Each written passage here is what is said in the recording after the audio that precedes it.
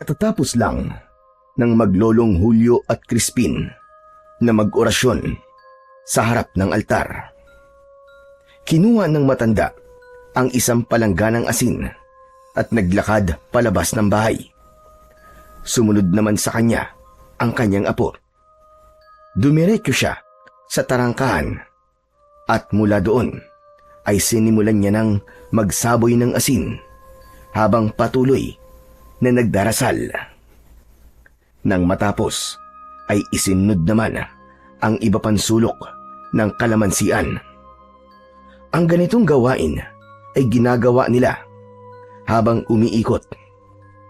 Hindi napigilan ni Crispin ang magtanong.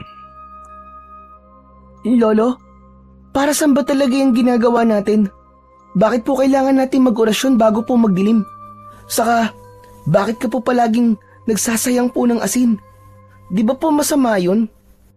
Tsaka alam niyo po ba, sabi po ng mga kalaro ko, wag daw po magtatapon ng asin. Kasi kapag namatay ka daw, pupulutin mo daw po yun isa-isa. Hindi napigilan ng matanda ang matawa sa sinabing yon ni Crispin. Halos mapaubo ito, pero dahil nasa kalagitnaan ng isang ritual, pinilit niyang ihinto ang pagtawa at maging seryoso sa harap ng kanyang apo. Muli niyang itinuloy ang pagsasaboy ng asin sa harapan naman ng pinto. At nang matapos ay sa kanya hinarap ang bata upang sagutin ang katanungan nito. Apo, tama naman yung sinabi mo kanina.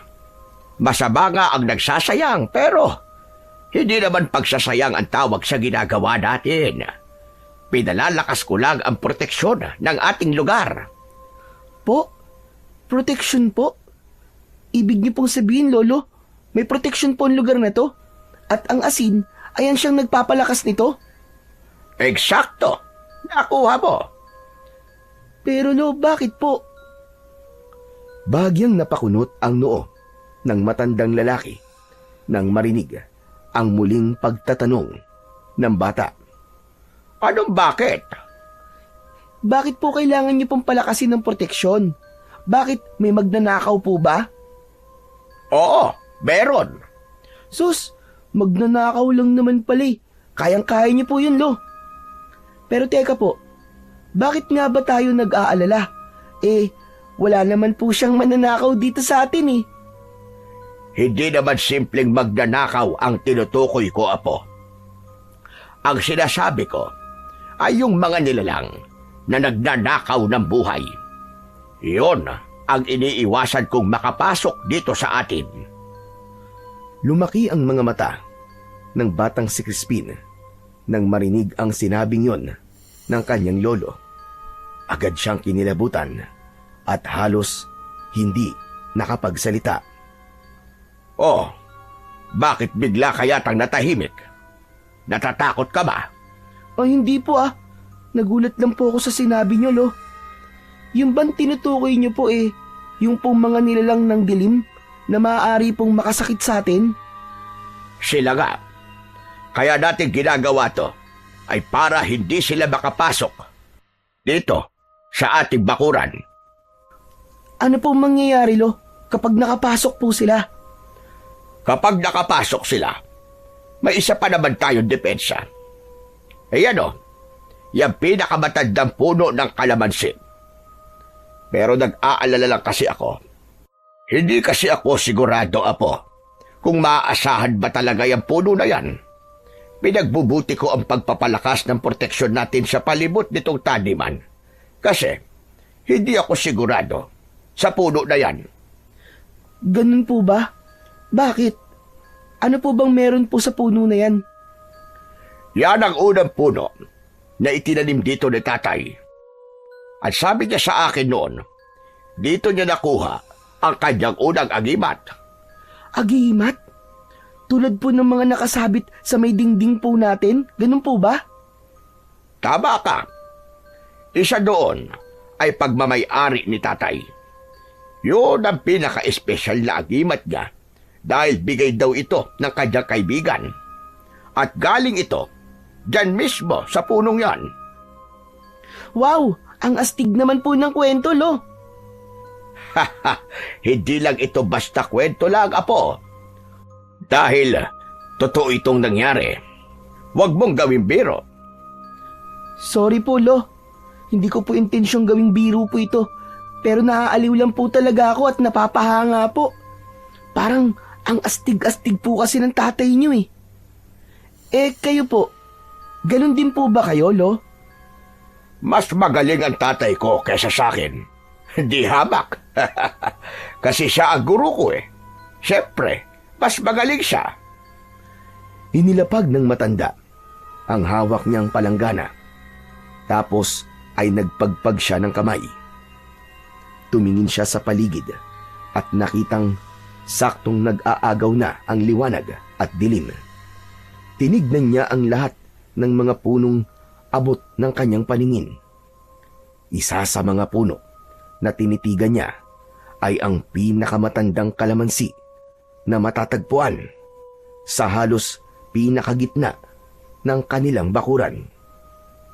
Napangiti siya at napansin yun ni Crispin. Lo, bakit po kayo nakangiti? May naaalala lang ako, iho. Naaalala ko lang ang kabataan ko dati. Dito ako lumaki. Dito ko nakasama si tatay at si nanay. Pagkatapos sabihin yon, ay biglang lumungkot ang muka ng matanda. Lo, may problema po ba? Medyo. Ano po yun? Galing kasi ako kaninang umaga sa bahay ni Amo. At sinabi niya na baka magmamigrate na sila sa Amerika kasama ng mga anak niya.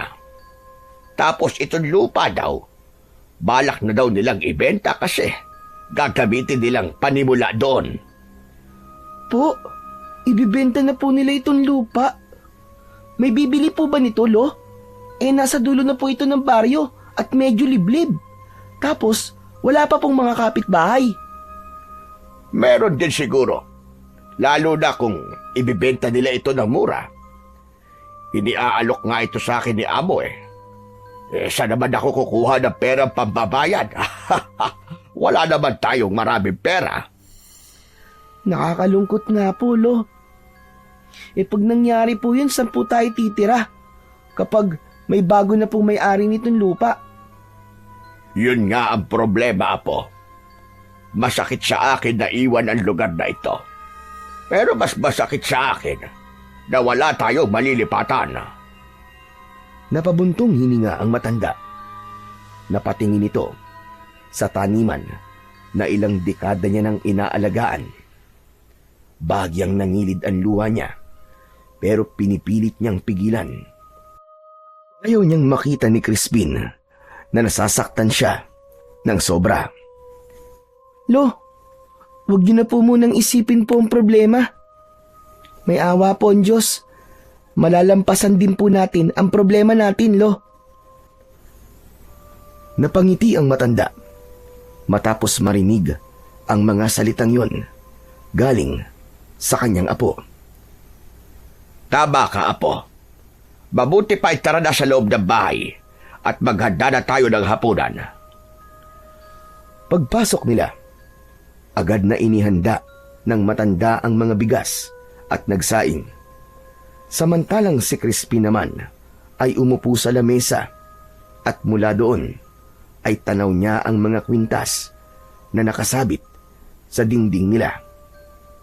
Lo, tanong lang po. Ano po bang mga yan? Saglit na tumigil ang matanda sa kanyang ginagawa at napatingin din sa mga nakasabit na anting-anting. Naalala niya bigla ang nakaraan. Sa kanyang murang edad ay naging antingero na siya. Maaga siyang iminulat ng ama sa tungkulin ng isang antingero. Tinuruan siya nito sa paggamit ng mga sandata. Pinagtiyagaan siya nitong turuan ng mga orasyon at iba't ibang mga dasal. Ginawa ito ng tatay niya dahil siya lang ang bukod tanging maaaring tagapagmana ng tungkulin ng kanilang angkan. Lolo, okay lang po ba kayo? Oo naman. Ayos lang ako, Apo. Siya nga pala. Yung mga nakasabit na yan sa dingding ay mga agimat. Mga gamit yan ang ninuno natin na ipinapamana sa bawat henerasyon. Ang dami po, no? Tama ka. Mas madami pa nga dapat yan, sabi ng tatay, kung hindi lang nasunog ang dati nilang bahay noon bago sila nalipat dito sa taniman. Ganun po ba? Ano po ba ang gamit ng mga yan? Kumbaga para saan po? May kanya-kanyang taglay na kapangyarihan ng mga yan, Apo, na maaari mo magamit sa oras ng pangangailangan. Meron din diyang nagbibigay sa iyo ng kakaibang lakas o tapang. Meron din naman yung kapangyarihang hindi ka tatablan ng bala o anumang matatalas na bagay. Wow! Parang, ano bang tawag dun? Parang antingero o kaya albularyo. Mali, Apo. Hindi albularyo. Magkaibang albularyo sa antingero. Ha? Magkaiba po yun? Akala ko po kasi parehas lang. Siyempre magkaiba, Apo. Ang albularyo, sila yung nilalapitan kapag may sakit. Tulad halimbawa ng may mga lagnat, may pilay, o kaya nausog. O kaya yung napaglaruan ng mga elemento ng dilim. Gumagamit sila ng mga herbal, langis at mga dasal para magpagaling. Ang trabaho nila ay magpabuti ng katawan ng tao. Parang mga doktor, ganon. Pero kaya nila magpagaling gamit ang mga natural na gamot. Tumango-tango ang batang si Crispin. Nakikinig ng mabuti. Pero ang antingero, na katulad ko, hindi ko kayang maggamot. Pero mas mabigat ang tungkulin namin kasi kami ang humaharap sa mga nilalang ng dilim, mga aswang, mga bangkukulam, at mga engkanto na sumasanib o nananakit. Pinangangalagaan din namin ang iba't ibang uri ng mga anting-anting. Ganun po pala. Kung antingero po kayo, ibig sabihin po, pati po ako ganun din? Oo naman. Ikaw lang ang apo kong lalaki, kaya ikaw lang ang pwede kong pamanahan.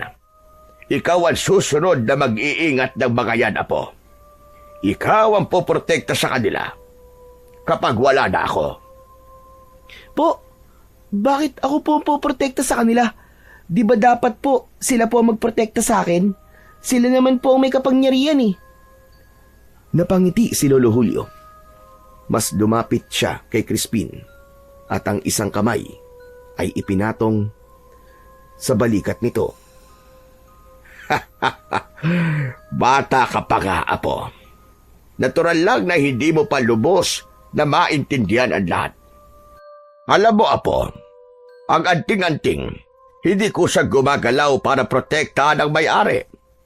Gabay at kasangkapan lamang sila. Ang tunay na kapangyarihan ay nasa may hawak nito. Kung marunong kang gumamit, kung marunong kang manalangin, saka sila nagiging buhay.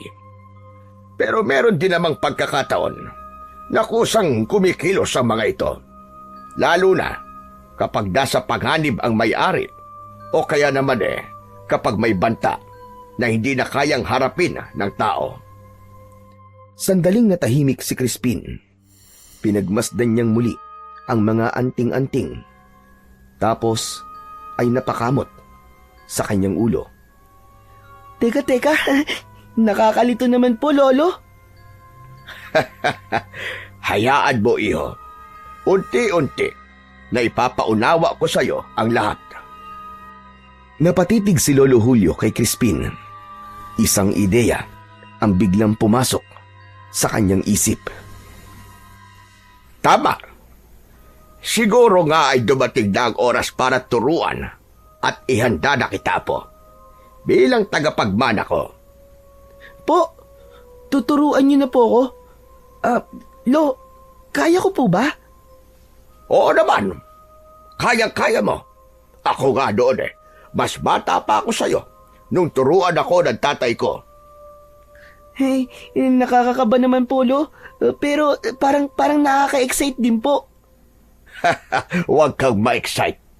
Hindi magiging madali ang pagdadaanan mo. Kailangan mo ng sipag at tiyaga para maging karapat-dapat. At saka, dapat ay matapang ka.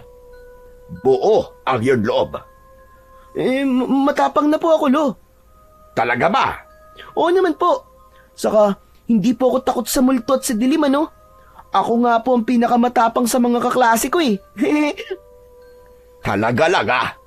Kung ganon, ay hindi ko na pala kailangan mag-alala. Kung matapang ka na, mamayang gabi ay gagawin na natin ang unang hakbang. Bubuksan natin ang iyong ikatlong mata. Ha? Para saan po yun?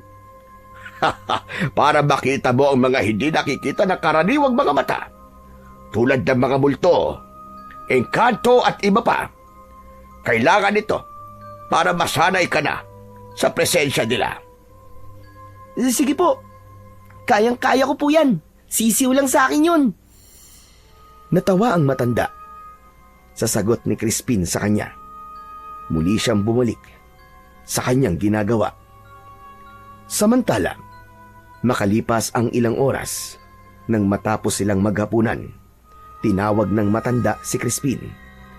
Lumabas silang dalawa at sa labas, mula sa silong ng isang malaking puno ng akasya, pinaupo niya ang bata sa isang upuan na naroon, nagawa sa kahoy. Lo, anong gagawin natin dito? Gabi na po ah. Di ba sabi mo matapang ka? Susubukan na natin ngayong gabi, apo, kung hanggang saan ang tapang mo. Kinuha ni Lolo Julio ang isang pulang panyo sa kanyang bulsa. Dahan-dahan na tinakpan niya ang mga mata ni Crispin. Mahigpit ang pagkakatali, sapat upang hindi makasilip ang bata. Samantala, habang nakapiring, naramdaman naman ni Crispin na lumayo ng bahagya ang kanyang lolo. May narinig siyang tunog na may naglalakad at tila may kinukuha mula sa isang lalagyan. Pagkaraan ng ilang sandali, bumalik ito at nagsimulang magsalita ng mabagal. Tulad ng dati, hindi na naman niya nauunawaan kung ano ang binabanggit ng matanda. Lo, ano po ba kasing ginagawa nyo? Kinakabahan na po ako eh. Nagsisimula na ako ng isang ritual, apo. Ritual? Para saan po, Lo? Para mabuksan ang iyong paningin. Lolo naman eh, niloloko niyo naman po ako eh. Hindi naman po nakasara ang mga mata ko ah. Saka nakakakita naman po ako. Hindi po ako bulag. Ang iyong ikatlong mata ang sinasabi kong bubuksan natin. Huwag kang matatakot, ah. Kinuha ni Lolo Julio ang isang bote ng langis na may katas na dinikdik na dahon ng kalamansi. Ipinahid dito sa kanyang noo at saka muling nagdasal. Lo, ang asib po ng inilagay nyo. Huwag kang maingay. Tumahimik ka lang para mabilis na tayo matapos dito. Nanahimik si Crispin. Naghintay siya at hinayaan na lamang na gawin ng kanyang lolo ang nararapat nitong gawin. Crispin, kapag nabuksan na ang iyong mga mata, huwag kang tatakbo, ha? Huwag ka ring pipikit. Harapin mo lang kung sino o ano ang mga makikita mo. Hindi umimik si Crispin. Bagamat may nararamdamang takot at kaba, hindi niya ito ipinapahalata sa matanda. Gusto niyang ipakita at ipagyabang na siya'y talagang matapang. Maya-maya pa, biglang natahimik ang paligid. Kasabay nito ay naramdaman niyang tila bumigat ang kanyang pakiramdam. Lo, Teka, ano pong nangyayari sa akin? Bakit parang sumasakit po ang ulo ko? Normal lang yan. Tiisin mo lang. Nang maramdaman ni Lolo Julio na sapat na ang oras at mga orasyon na binanggit niya, hinipa niya ng marahan ang ulo ng kanyang apo at tinanggal na ang panyo na nakapiring dito. Sige na, Apo. Buksan mo na ang iyong mga mata. Pagdilat ni Crispin, tila ibang mundo ang bumungad sa kanya. Ang madilim na paligid ng kalamansian ay biglang nasinagan ng maliwanag na buwan. Sa kanyang paningin, may mga anyong parang usok at anino na gumagalaw sa paligid. Ngunit ang higit na ikinagulantang niya ay ang mga nakikitang iba't ibang uri ng multo, mga ligaw na kaluluwa at mga maligno na nagkukumpulan sa labas ng kanilang bakuran. Parang nagpupumilit silang makapasok. Subalit sa tuwing sinusubukan nila, napapaso sila at agad na nasasaktan, kaya't napipilit ang umurong at tumakas. Napanganga siya at hindi makapaniwala. Biglang tumayo ang lahat ng balahibo niya. Kaagad siyang kumilos, tumayo at nilapitan ang kanyang Lolo Julio. Agad siyang kumapit sa damit nito at nagtago sa likod. Lolo, natatakot po ako. Oh, akala ko ba hindi ka matatakot? Binabawi ko na po. Ayoko na po. Ang daming mumu. Yan na nga ba ang sinasabi ko eh. Puro ka kasi yabang eh. O siya, tama na. Huwag ka nang matakot. Kasi hindi ka naman masasaktan na mga yan. May proteksyon ang lugar na ito. At hindi basta-basta mapapasok ng kung sino-sino. Talaga po ba? Sigurado po kayo na hindi sila po makakapasok dito? Oo nga. Di ba sinabi ko na sa'yo? Kaya nga tayo nagre-ritual at nagsasaboy ng asin kapag sumasapit ang bilog na buwan ay dahil ayaw nating magpapasok ng mga hindi inaasahang bisita. Tulad nila. Ganun po pala. Akala ko po kalokohan lang po yung mga ginagawa ninyo eh. Biglang napatingin ang matanda kay Crispin. Agad na binatukan ang kanyang apo. Aray ko! Hindi biro ang mga ginagawa ko. Loko ka bata ka. Walang puwang ang mga kalokohan, Crispin. Tandaan mo yan. Sa mga ganitong bagay, hindi ka dapat nagbibiro. Pasensya na po. Hindi na po mauulit. Aray ang kati. Ay, siya nga po pala, Lolo. Pwede po bang tara na po sa loob? Hindi ko na po sila kayang tignan ng matagal eh. Tignan niyo po oh. Nagtataasan na po lahat ng balahibo ko. Teka lang, hindi pa oras. Ano pong ibig niyo sabihin, hindi pa po oras? Kailangan mo ng masanay ng mga mata mo sa ganyang mga tanawin. Iiwan na muna kita dito. Ha? Iiwan niyo po ako? Ayoko po, Lolo. Sasama po ako sa inyo. Lo, nakikiusap po ako. Huwag niyo po akong iiwan dito, Lo. Hindi natin pwedeng putulin ang ritual. Kasama sa ritual, ang pananatili mo dito sa labas ng ilang minuto. Kailangan mong sanayin muna ang mga mata mo. Pero, Lo... Walang pero-pero. Iiwan na kita dito. Walang duwag sa lahi natin. Tandaan mo yan, Crispin. Dahan-dahang tumalikod ang matanda. Naglakad na ito palayo sa bata at diretsyong pumasok sa kanilang kubo. Samantala si Crispin naman ay naiwan. Muling naupo sa upuan at muling tinignan ang mga nilalang na nasa labas ng bakuran. Napalunok siya. Pilit nagpapakatapang. Totoo pala sila. Totoo sila. Hindi sila katang-isip lang. Huwag kang matakot. Biglang napalingon si Crispin sa kanyang likuran nang may biglang nagsalita.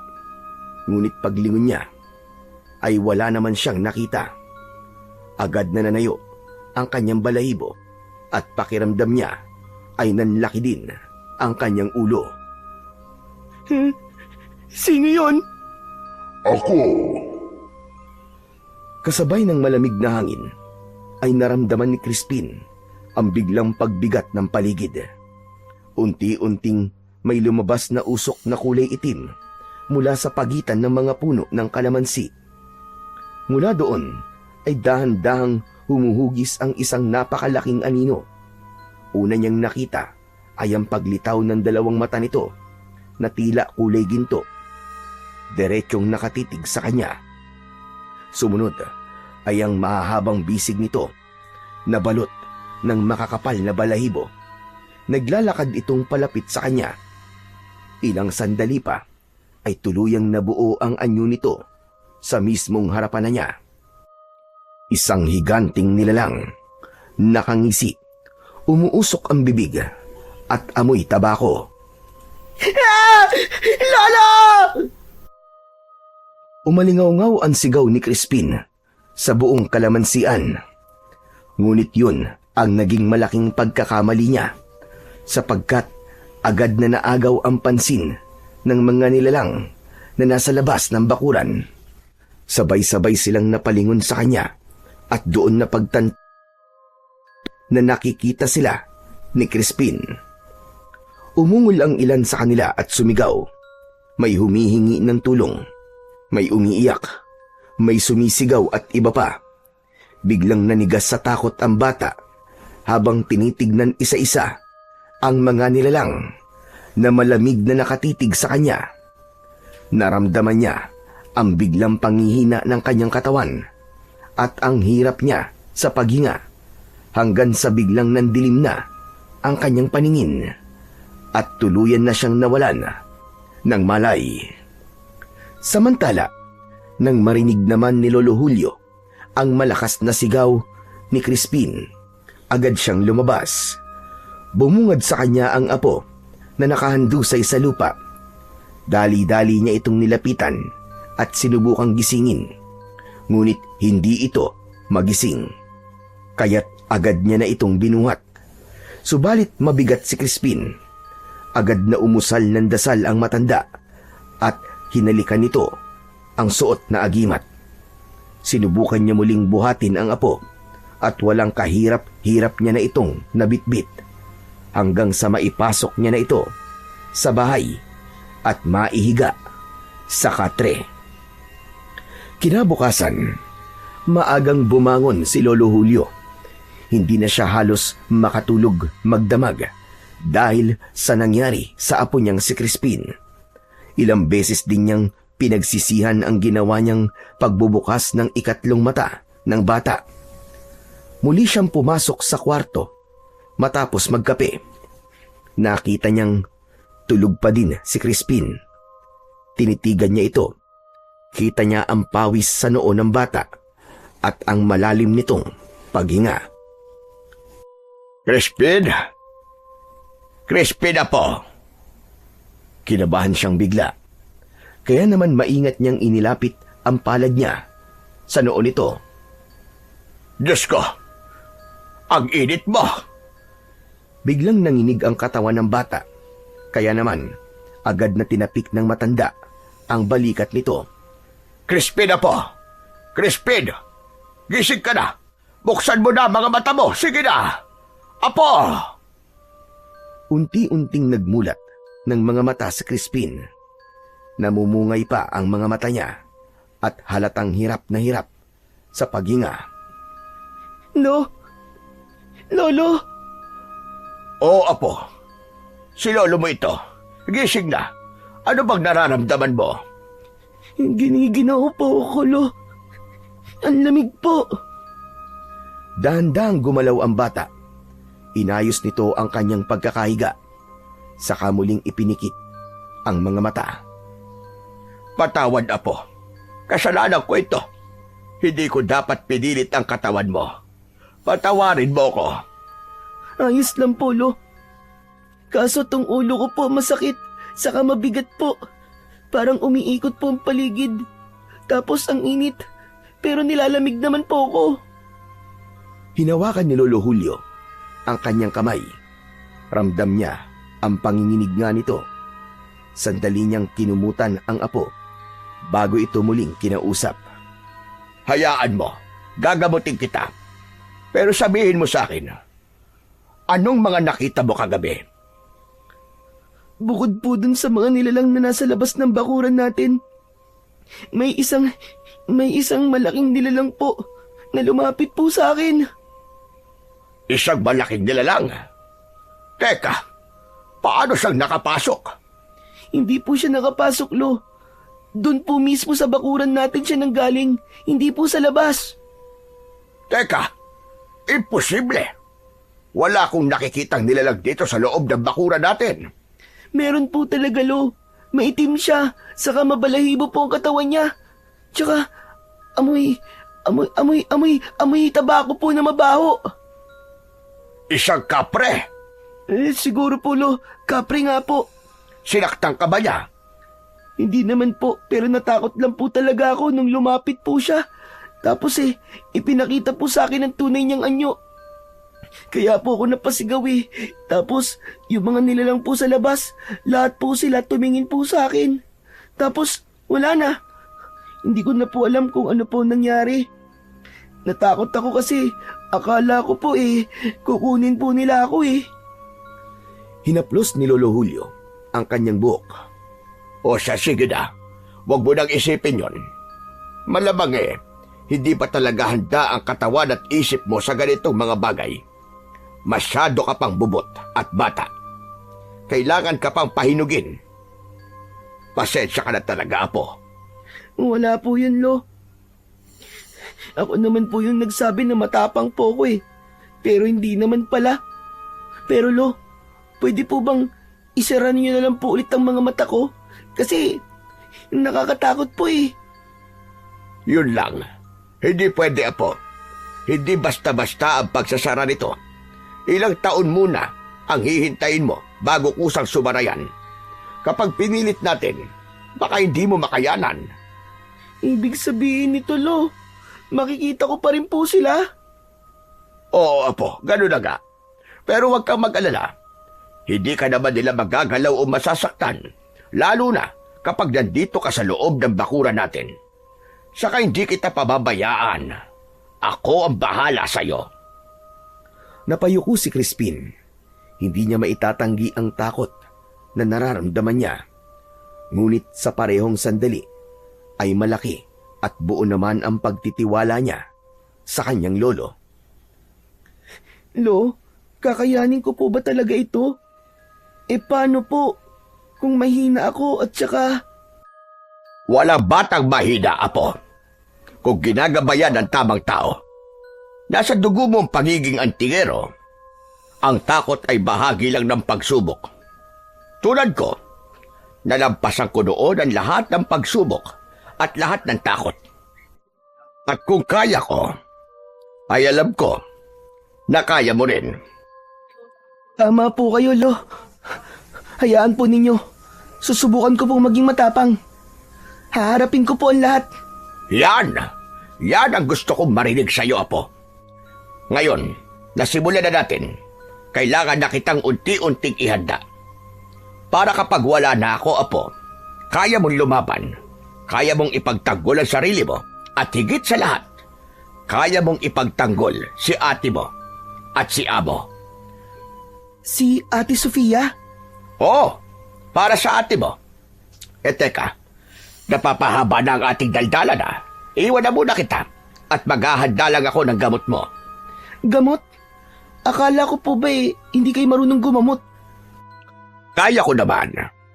Lalo na kung ang pagkakasakit ay hindi natural sa tao o yung mga sakit na galing sa sumpa ng mga nilalang. Yun ang kaya kong gamutin. O sige, sandali lang at kukunin ko lang. Tumayo na ang kanyang lolo at naglakad palabas ng silid nila.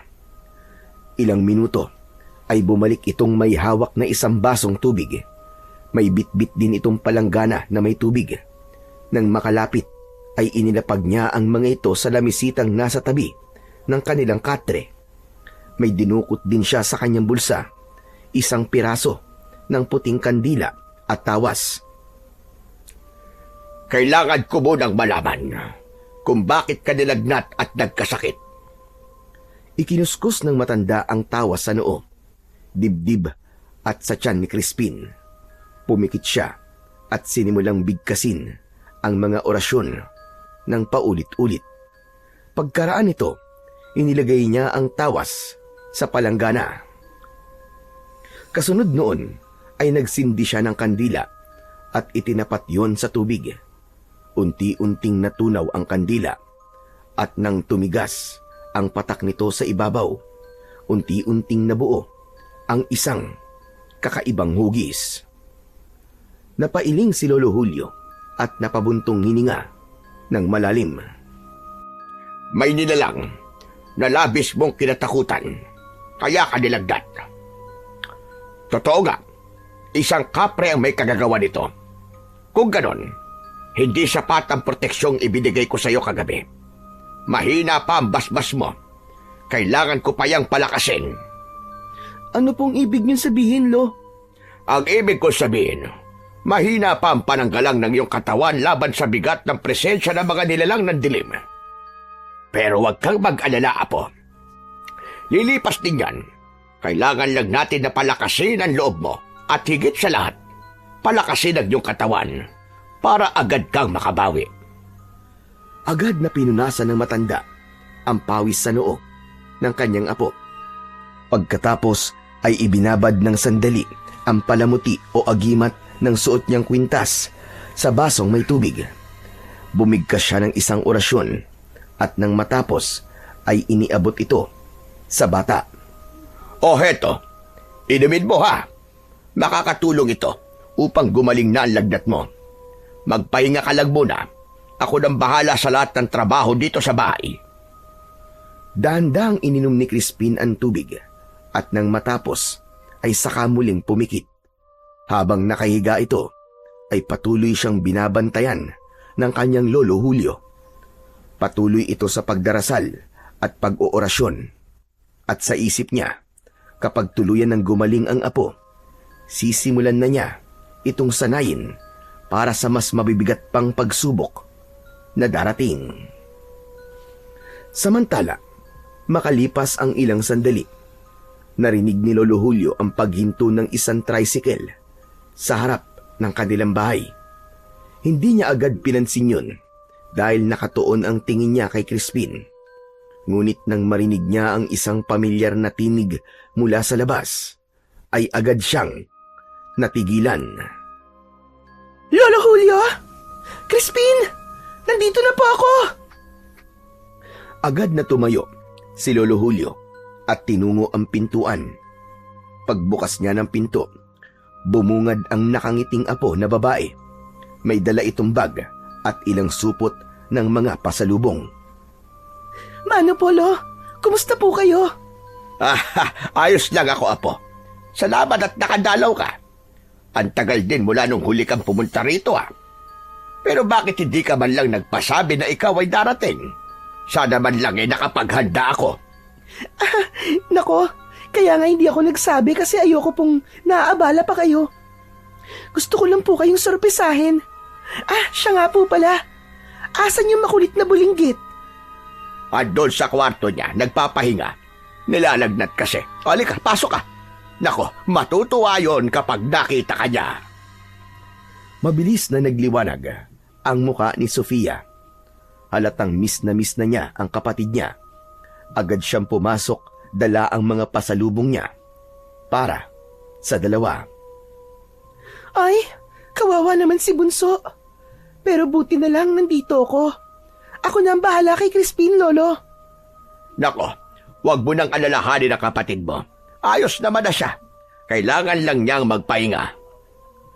Napatingin niyo na po ba siya sa doktor?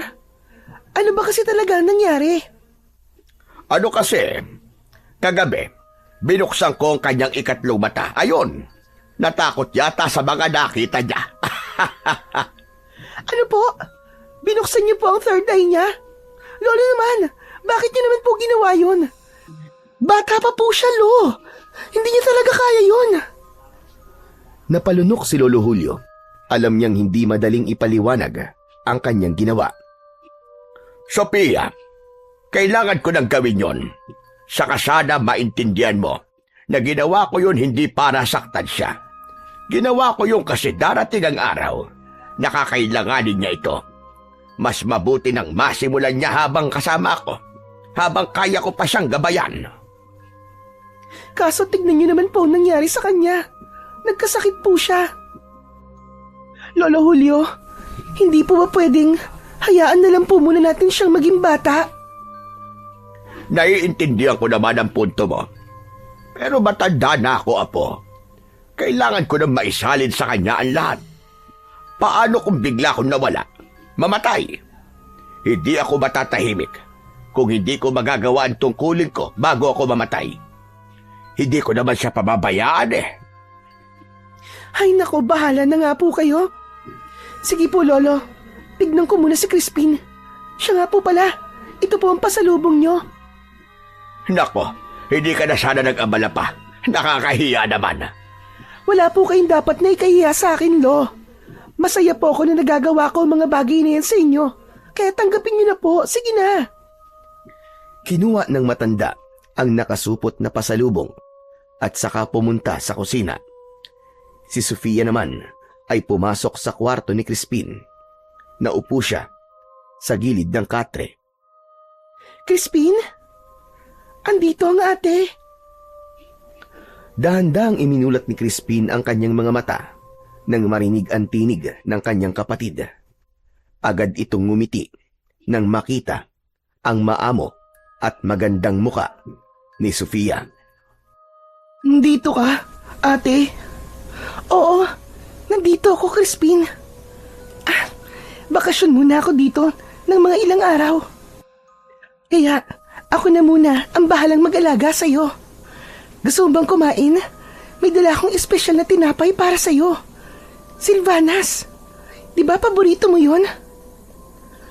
Opo, ate. Ang tagal ko na pong hindi nakakatikim nun eh. O sige, sandali lang at kukunin ko. Naku, magugustuhan mo yun. Kasi espesyal ang pagkakagawa nun. Masarap at tamang-tama lang ang tamis. Sige po, ate, salamat po. Lumabas si Sofia sa kwarto at nagtungo sa kusina. Kumuha siya ng platito, 2 piraso ng silvanas at inilagay ito sa platito. Nanguha din siya ng baso at nilagyan yon ng tubig, saka pinigaan ng kalamansi. Pagbalik niya ng kwarto, ay dala niya na ang isang maliit na tray. Nakangiti siya habang lumalapit sa kanyang kapatid. Maingat niyang inilagay ang tray sa lamisita at naupo sa tabi ni Crispin. Oh, heto na bunso, tikman mo. Sigurado ako magugustuhan mo yan. Maingat niyang isinubo ang isang maliit na piraso ng tinapay sa kapatid niya na medyo nangihina pa din. Dahan-dahan namang ngumuya si Crispin at sa bawat kagat ay makikita ang pagliwanag ng kanyang muka. Wow, ang sarap talaga, ate. Ang tamis. Salamat po, ate, ah. Ngumiti si Sofia at marahang pinunasan ang gilid ng labi ng kapatid gamit ang maliit na panyo. Inihanda niya ang isa pang piraso ng tinapay at muling maingat na isinubo kay Crispin. Habang pinapakain niya ito, hindi niya maiwasang titigan ang kapatid ng may halong awa at pag-aalala. Pagkaraan ng ilang subo, naubos din ang tinapay. Kinuha ni Sofia ang baso ng kalamansi juice na dala niya at marahang iniabot yon kay Crispin. At dahan-dahan itong uminom. O tama na muna. Magpahinga ka uli. Mamaya kung kaya mo pa, kakain ka ulit. Salamat, ate, ah. Namiss kita. Ako rin namiss kita. Lagi ka nasa isip ko. Habang pinagmamasdan ang kapatid na muling pumikit, napaupo siya ng tuwid at napabuntong hininga. Bumalik sa alaala niya ang kanyang pinagdaanan sa mga nakaraang taon. Umalis si Sofia sa kanilang bayan upang makipagsapalaran para sa kanyang pangarap Nais niyang makapagtapos ng pag-aaral, ngunit nang pumanaw ang kanilang mga magulang, alam niyang hindi kakayanin ni Lolo Julio na pag-aralin pa siya. Kaya't nagpasya siyang lumayo at maghanap ng kapalaran sa ibang lugar. Mahirap ang naging simula. Pumasok siya bilang isang kasambahay sa isang malaking bahay ng mayamang pamilya. Mabigat ang mga gawaing ipinapagawa sa kanya. Paglilinis, pagluluto, pati ang pag-aalaga sa mga bata. Ngunit tiniis niya ang lahat ng yun, alang-alang sa kanyang pangarap at para sa natitirang pamilya niya, sina Lolo Julio at Crispin. Isang araw ay napansin ng amo niyang babae ang kasipagan at talino niya. Inalok siya na mag-aral at tutulungan siyang makapagkolehiyo. Nakuha din siyang scholar nang makapasa sa exam. At doon nagsimula ang bagong yugto ng kanyang buhay. Pinagsabay niya ang trabaho at pag-aaral.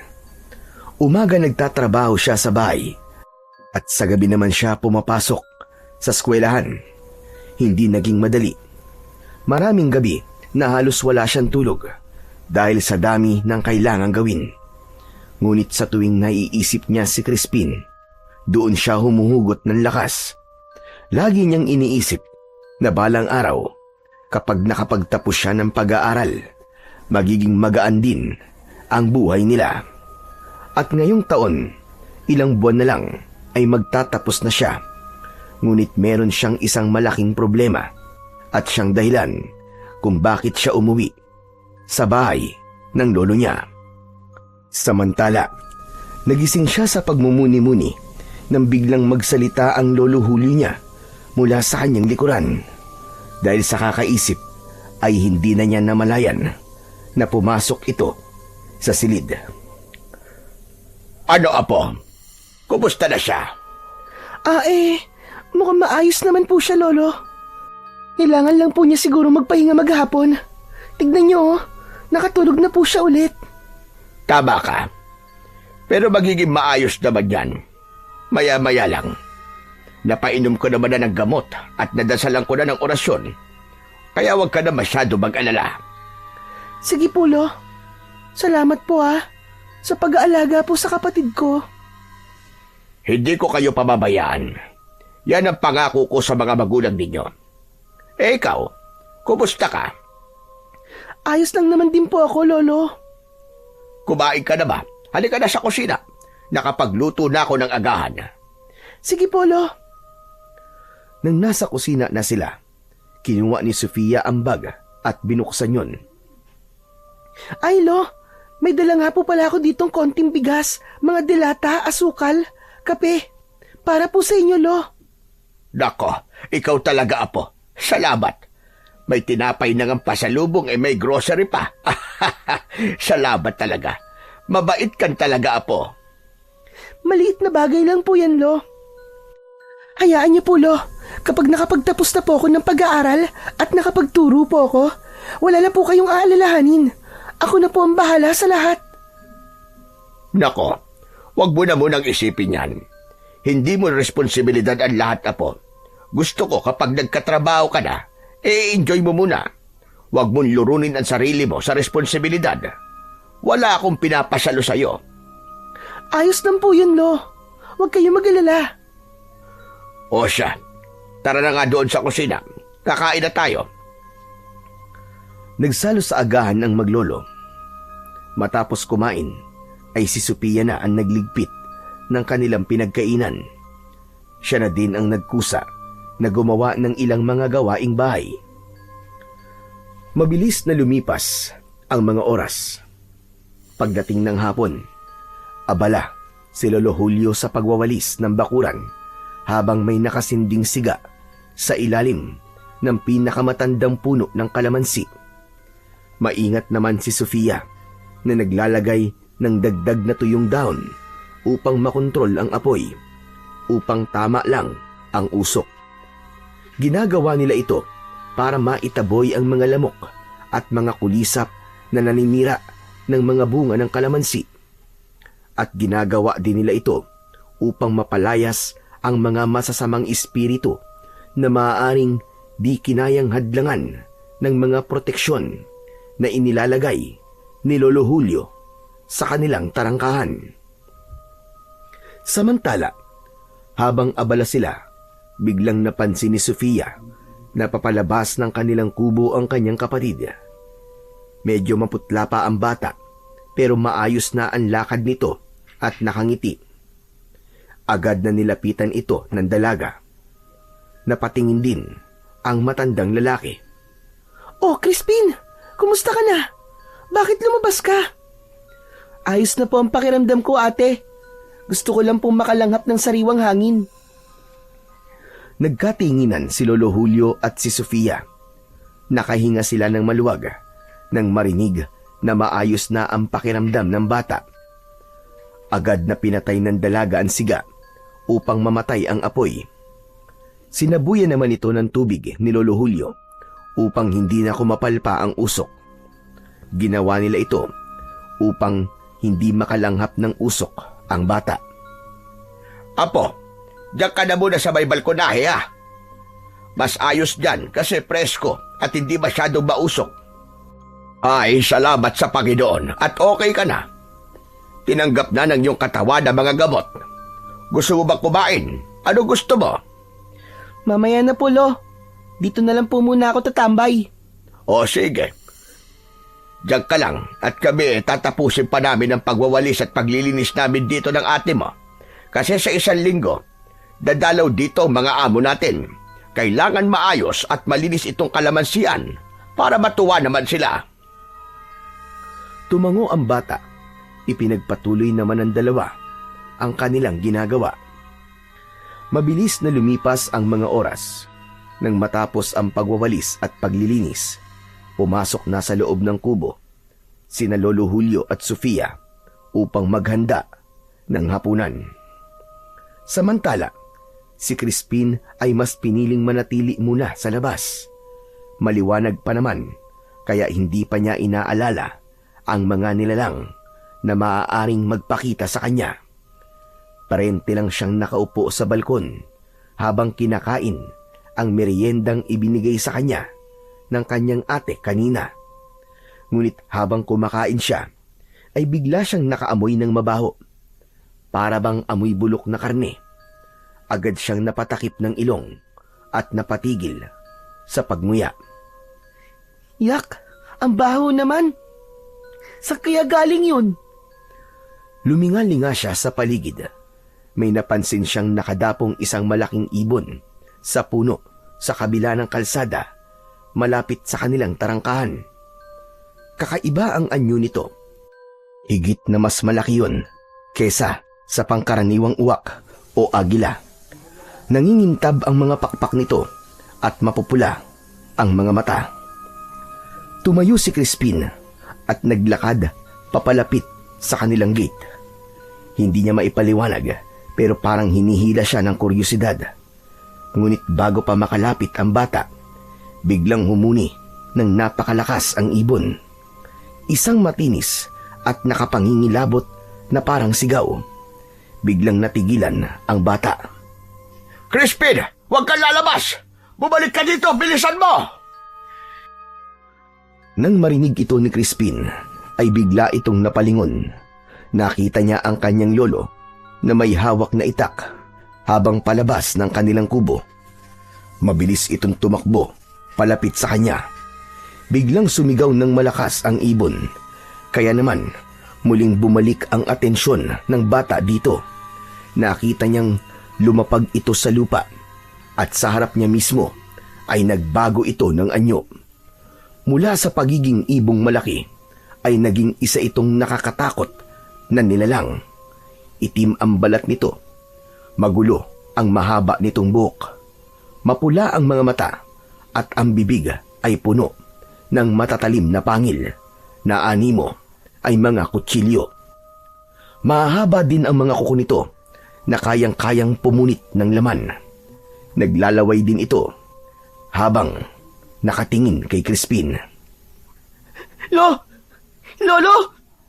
Ano po yan? Aswang yan, apo. Huwag kang lalapit sa kanya! Nakalapit na si Lolo Julio kay Crispin. Itinago niya ang apo sa kanyang likuran. Samantala, ang aswang naman ay palapit sa kanila at tila sinusubukan itong pumasok sa kanilang bakuran. Ngunit nantangkain itong humakbang papasok. Bigla itong napaurong. Sumigaw ito ng malakas at parang nasasaktan. Iwinagwag nito ang kanyang kamay na para bang napaso. Lolo, baka po makapasok siya! Hindi! Huwag ka mag-alala, Apo. Hindi niya kayang pumasok. Habang naglilinis kami ng ate mo kanina, naglagay ako ng mas matibay na panangga. Basta't wala lang lalabas, at hanggat wala tayong pinapapasok, mananatili siya dyan sa labas. Maya-maya pa ay sinubukan ulit ng aswang na pumasok. Ngunit sa sandaling iniapak niya ang kanyang paa sa tarangkahan nila, muli itong sumigaw ng malakas. Napaupo ito sa lupa. Ang kanyang paa, nakita ni Crispin na may malalaking tinik ng kalamansi na nakabaon. Lolo, saan po galing yung tinik na yun? Yan ang kapangyarihan ng harang na inilagay ko. Ginamit ko ang mga tinik ng kalamansi. Ibinaon ko to sa lupa, doon sa may gate natin. At saka ko dinasalana ng napakabisang orasyon. Ang sino mang masamang loob na papasok ng walang pahintulot ay tiyak na masasaktan. Namangha si Crispin sa galing ng kanyang lolo. Maya-maya pa ay muling sinubukan ng aswang na makapasok. Dahil doon, nakaramdam ng pagkayamot ang matandang lalaki. Agad nitong itinutok ang kanyang itak habang minumura ang makulit na aswang. Hoy! Diablong buwang ka! Wala kang karapatang pumasok dito sa lugar ko! Lumayas ka kung ayaw mo mamatay! Ngunit imbis na matakot ang nilalang, mas lalo pa itong nagalit. Itinaas ng aswang ang ulo at malakas na umatungal. Kasabay nito ay ang paglabas ng itim na laway nito na tila ba asido. Bumubula ito kapag nahuhulog sa lupa. Umuusok din ang mga damo na tinatamaan ito. Abat! Talaga palang gusto mo magpakitang gilas, ha? Gusto mo talaga ng laban, ha? Ha! Papatulang kitang hayop ka! Lo, wag na po. Hayaan na lang po natin siya dyan sa labas. Wag niyo na po patulan. Matanda na po kayo, Lo. Baka hindi niyo po kaya. Makulit eh. Naiinis ako sa mga pasaway. Ikaw na aswang ka, lumayas ka! Buisit kang halimaw ka! Halika na po, Lo. Tama na po. Tara na po sa loob ng bahay. Ate, tulungan mo akong ipasok si Lolo. Hindi, wag! Pabayaan niyo ako! Haharapin ko yan! Kaya ko yan! Hindi ko yan uurungan! Habang nagsasalita si Lolo Julio, ay paikot-ikot ito sa labas ng bakuran na tila naghahanap ng maaaring mapasukan. Wala kang mahanap na daan! Kahit na anong gawin mong ikot dyan! Nang walang makitang daan ang aswang, muli itong nagbago ng anyo. Bumalik ito sa pagiging malaking ibon. Lumipad ito sa ibabaw ng kalamansian. Ngunit hindi nagtagal ay bigla itong lumipad, papalayo. Nakahinga ng maluwag si Crispin. Ay, salamat. Lolo, umalis na po siya. Anong nangyari? Mas malakas ang kapangyarihan ng harang natin sa itaas, Apo. Alam mo, bawat puno ng kalamansi dito ay nilagyan ko ng dasal at orasyon. Kapag may banta na galing sa itaas, mawawalan siya ng hininga dahil sa halimuyak na pinakakawalan ng bawat puno. Tiyak na mamamatay siya. Ang galing, Lo. Para palang may magic ang mga tanim natin dito. O ano, bilib ka na ba sa akin, Apo? Oo naman po. Bilib na bilib. Gusto mo na ba ulit na maging kagaya ko? Ha? Hayaan mo na. Huwag mo na sagutin. Halika na nga. Pumasok na tayo sa loob. Sabay sila na bumalik sa loob ng bahay. Nakita nila si Sofia na nakaupo. Tulala at hindi nagsasalita. Nagkatinginan naman sina Crispin at Lolo Julio. Ate, anong ginagawa mo dyan? Hindi siya sinagot, ni hindi tumingin. Nanatili lang itong nakaupo, tuwid ang likod at walang ekspresyon ang muka. Sophia, apo! Lumapit ang matanda at marahang hinawakan ang balikat ng apo. Ngunit laking gulat nila nang biglang hawiin ni Sofia ang kamay ni Lolo Julio. Kasunod noon ay ang isang mababang angal na lumabas mula sa bibig ng dalaga. Ate, bakit ganyan ka? Ano nangyayari sa'yo? Kasunod ng angal, biglang tumawa ang ate niya ng malakas. Matinis, malalim at nakapangingilabot ang tinig nito. Nanlamig si Crispin. Lolo, ano po nangyayari kay ate? Bakit ganyan? Para pong hindi siya ang ate ko. Hindi sumagot ang matanda. Bagkus ay nakatingin lang siya sa dalaga. Maya-maya pa ay inutusan siya nito. Apo, kumuha ka ng matibay na tali. Bilisan mo! Agad na sumunod si Crispin sa kanyang lolo. Tumakbo siya sa labas at kinuha ang taling nakasabit sa may dingding. Nang makuha niya ito, ay bumalik na siya sa loob. Nakita niya ang Lolo Julio niya na nakaharap pa rin kay Sofia. Ang dalaga naman ay nakatitig ng masama. Lolo, ito na po ang tali. Lo, aanin niyo po ito. Hindi pa man naaabot ng matanda ang tali, ay biglang tumayo ang dalaga. Lumapit ito kay Crispin at hinawakan siya sa balikat. Nasaktan ang bata sa paraan ng pagkakahawak ng kapatid niya. Madiin yun at tila pinipiga. Pakiramdam niya anumang oras ay mapipilay na siya. Aray! Ate, wag! Aray, nasasaktan ako, ate! Mabilis na sinunggaban ni Lolo Julio ang dalaga at itinulak ito pabalik sa upuan. Sa kanya kinuha ang tali sa kamay ni Crispin at mabilis na iginapos ang mga kamay ng dalaga sa upuan. Lolo, sandali lang! Ano to? Bakit niyo po ginaganyan si ate? Ba't niyo po siya tinatali? Hindi magawang sumagot ng matanda dahil kailangan niya kagad na makakilos bago pa sila masaktan ni Sofia. Mabilis itong tumakbo. Lumapit sa may dingding kung saan nakasabit ang mga agimat niya. Kumuha siya doon ng isang kwintas na may palamuting medalyon. Agad siyang bumalik at isinuot yun sa apong babae. Pagdampi pa lamang ng medalyon sa dibdib ng dalaga, ay bigla na lang itong napasigaw. Nanginig ang katawan niya at pagkatapos ay biglang nanlata hanggang sa tuluyang mawalan ng malay. Umupo si Lolo Julio at saka pinunasan ang kanyang pawis sa noo. Tumingin ito kay Crispin.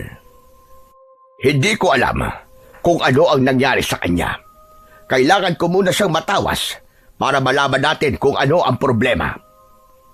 Tumayo ang matanda at nanguha ng kanyang mga gamit. Pagbalik niya ay may bitbit na itong palanggana na may tubig, tawas, langis at kandila. Inilipag niya ito sa paanan ni Sofia at nagsimulang mag-orasyon. Tulad ng ginawa niyang pagtatawas kay Crispin, idinikit din niya ang tawas sa noo, sa tiyan, sa kamay at mga binti ng dalaga. At pagkatapos gawin ito, ay inilubog niya sa tubig ang tawas. Nagsindi na rin siya ng kandila at inilapit yon sa palanggana. Dahan-dahan niyang ikinilos ang kandila sa ibabaw ng tubig habang patuloy na nagdarasal. Habang natutunaw ang kandila, unti-unti namang lumilitaw ang hugis sa tubig. Makaraan ang ilang sandali, nang matuyo na ang patak ng kandila, ay kinuha ito ni Lolo Julio at tinitigan. Kitang-kita niya ang anyo ng isang babae. Mahaba ang buhok, matalim ang mga mata, at ang ngisi ay puno ng panlilinlang. Walang hiya ka! Sino kang hayop ka? Nagulat si Crispin sa biglang pagsigaw ng matanda. Lolo, bakit po? Crispin, May nagtatangkang gawing aswang ang kapatid mo. Ang tawas mismo ang nagsabi sa akin. Ano po? Aswang? Si ate? Pero, bakit naman siya gagawing aswang, Lolo? Mabait po si ate. Yun ang hindi pa natin alam, Apo. Pero isa lang ang sigurado ko. Masama ang babaeng gumagawa nito sa ate mo. Malakas din ang puwersa na gustong sumakop sa kanya. Lumapit si Crispin at hinawakan ang kamay ng kanyang ate. Lo, ano pong gagawin natin? Kawawa naman po si ate. Humugot ng malalim na buntong hininga si Lolo Julio at tumingin siya kay Crispin. Kailangan ko siyang gamutin bago siya tuluyang maging aswang. Sige po, Lolo. Gawin niyo po ang lahat para mailigtas po si ate. Pero Lo, bakit po ba siya nagkakaganyan? Bakit siya magiging aswang? Hinawaan siya. Maaaring pinakain o kaya naman ikinurot ito sa kanya. Mahihirapan tayo kung naipakain sa kanya ang itlog. Ano po? Itlog? Oo, ang itlog ng ibong pispis. Kapag nakain ito ng ate mo, mahihirapan tayong alisin ang sumpa. Pero kailangan natin ito kagad matanggal sa tiyan niya hanggat hindi pa ito namimisa. Kapag napabayaan natin yon, baka hindi na natin magamot ang ate mo. Agad na kinuha ni Lolo Julio ang bote ng langis na hinaluan ng dinikdik na dahon ng kalamansi. Dinampian niya ng konting langis ang noo ni Sofia at sinimulan ang pagbibigkas ng dasal. Subalit sa sandaling nadampian ng langis ang balat ng dalaga, bigla itong nagising. Biglang natulala si Crispin nang makita ang anyo ng kanyang ate. Tulad ng aswang na nakita nila kanina, mapulang-mapula din ang mga mata nito. Matalim ang kanyang mga titig. Ilan mo ako, matanda ka!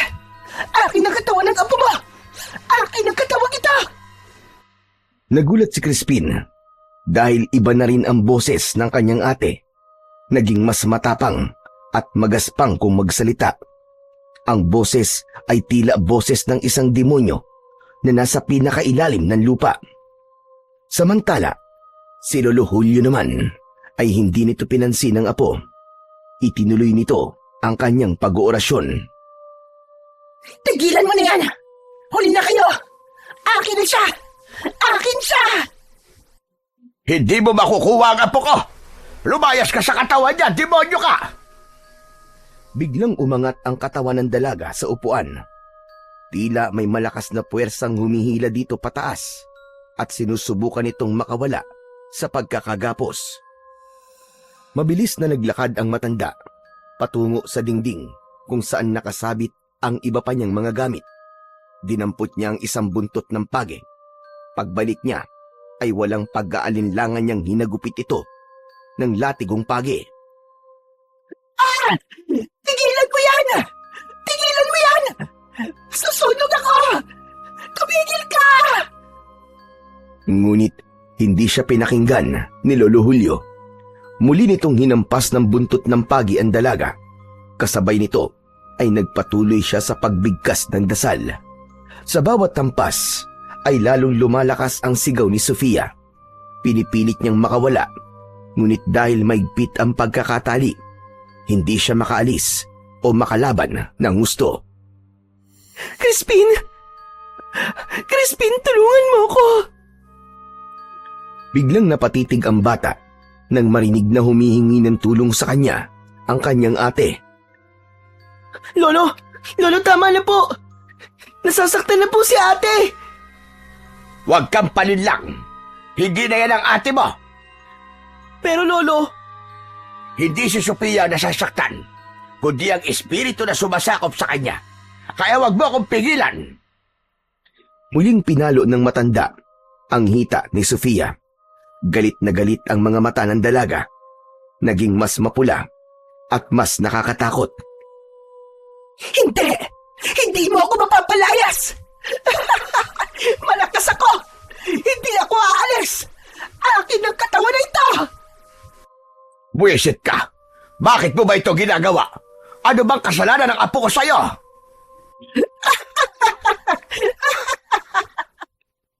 Ayaw mo't sumagot ha? Pwes, tatapusin na kita!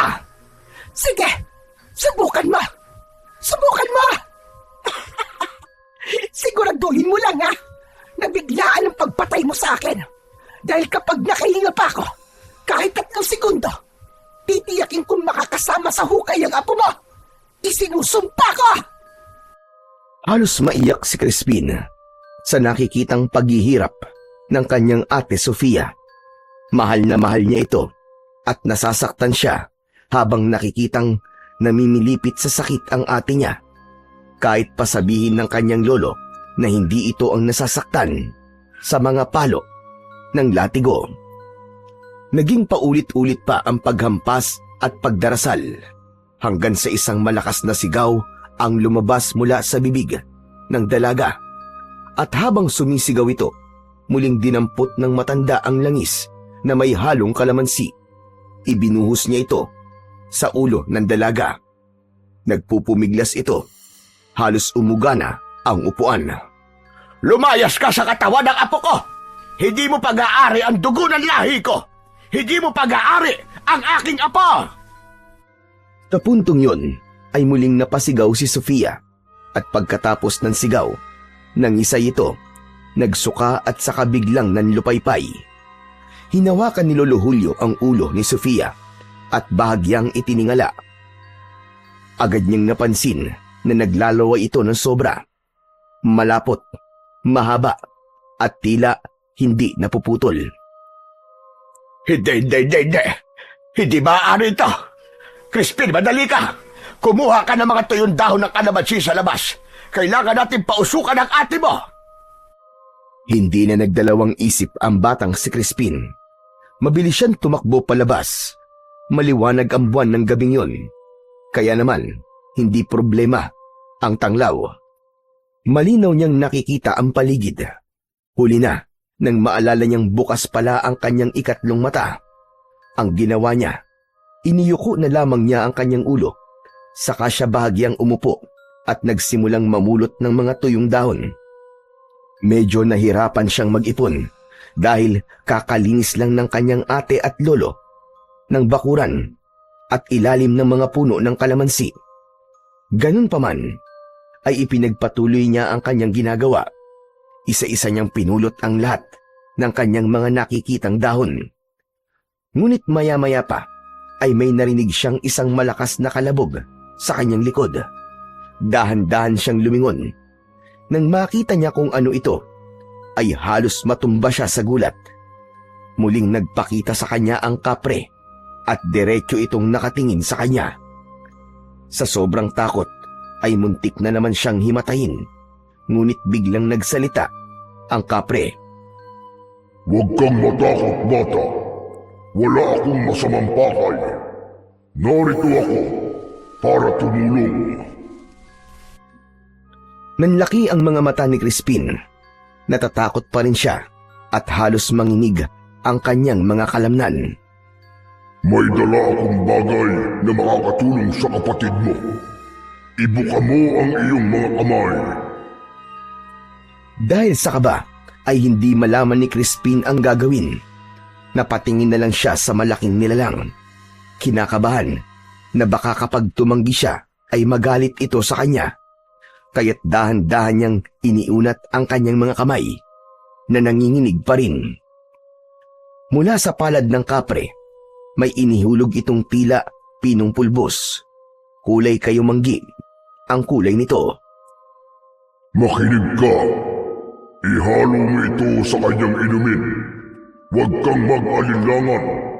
Kapag ininom niya ito, mailalabas niya ang sumpa ng aswang sa kanyang katawan.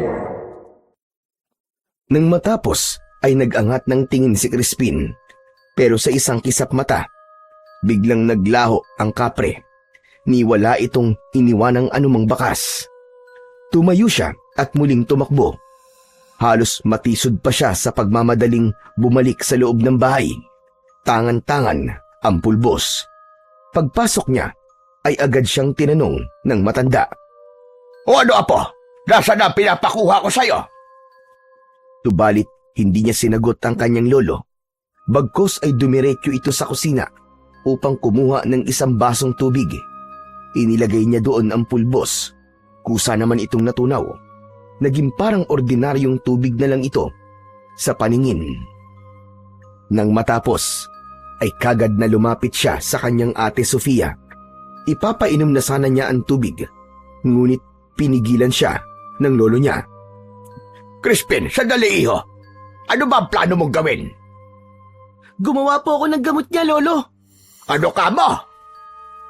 Kumunot ang noo ng matanda nang marinig ang sinabing yun ng kanyang apo. Dinikitan siya ng matanda at kinuha ang baso. Inilapit niya ito sa kanyang ilong at bibig. Tumingin siya sa apo. Kita sa mukha niya ang labis na pagdududa. Sigurado ka bang gamot ito? Saan mo ba ito nakuha? Sandaling hindi sumagot si Crispin. Kinakabahan siyang aminin sa matanda na kapre ang nagbigay ng pulbos. Ganun pa man, pinili niya muna ang magsinungaling. Basta po, Lolo, mabisa po to. Sigurado ako na ito po magpapagaling kay ate. Saglit na natahimik si Lolo Julio at napatingin sa mga mata ng apo. Ibinalik niya ang baso kay Crispin. Kung yan ang paniniwala mo, sige, subukan natin. Dahan-dahan, inilapit ni Crispin ang baso sa labi ng kanyang ate. Pagdampi pa lang ng tubig, biglang nagsuka na ang ate niya. Malapot at kulay itim na likido ang lumabas mula sa bibig ni Sofia. Mabaho ang amoy, parang galing sa imburnal na matagal nang hindi nalinis. Halos mapangiwi ang bata. Napaatras siya. Kita niya ang pamimilipit ng ate niya at halatang nahihirapan ito sa patuloy na pagsusuka. Crispin, painumin mo ulit siya. Dali, bilisan mo. Subalit natulala na lang si Crispin. Awang-awa siya sa ate niya. Dahil doon ay agad na kinuha ng matanda ang baso mula sa apong si Crispin. Tapos ay lumapit ito kay Sophia at bahagyang itiningala at pilit na ipinapainom muli ang tubig. Pilit namang nilulunok ito ng dalaga, ngunit kasabay nun ay muling sumuka ito ng mas marami pang itim na likido. Lolo, ayos lang po ba si ate? Hindi po ba siya nasasaktan? Hindi. Dahil ang nakikita mo, Crispin, ay isang senyales na nailalabas niya na ang hawa ng aswang. Mas mabuti na ito kaysa tuluyang maging nilalang siya ng dilim. Ilang sandali pa ay unti-unting humupa na ang pagsusuka ng dalaga. Latang-lata ang katawan nito. Huminga ng malalim si Lolo Julio. Pinunasan ang pawis sa kanyang noo. Magaling! Magaling, Crispin! Mukhang nailabas na niya ang lason. Napatingin si Crispin sa bagay na isinuka ng kanyang ate. Isang maliit na ibon na kulay itim. Tapos ay muling tinignan niya ang kanyang ate. Halata sa itsura at kilos nito ang matinding pagod sa pinagdaanan. Bumalik na ang kulay nito. Hindi na maputla, kagaya kanina. Ate, okay ka na ba? Bagyang kumilos ang labi ni Sofia. Para bang may gustong sabihin. Ngunit sa sobrang hina, halos pati pagsasalita, ay nahihirapan na siya. Agad na kumuha ng basang bimpo si Lolo Julio at pinunasan ang muka at ang labi ng dalaga.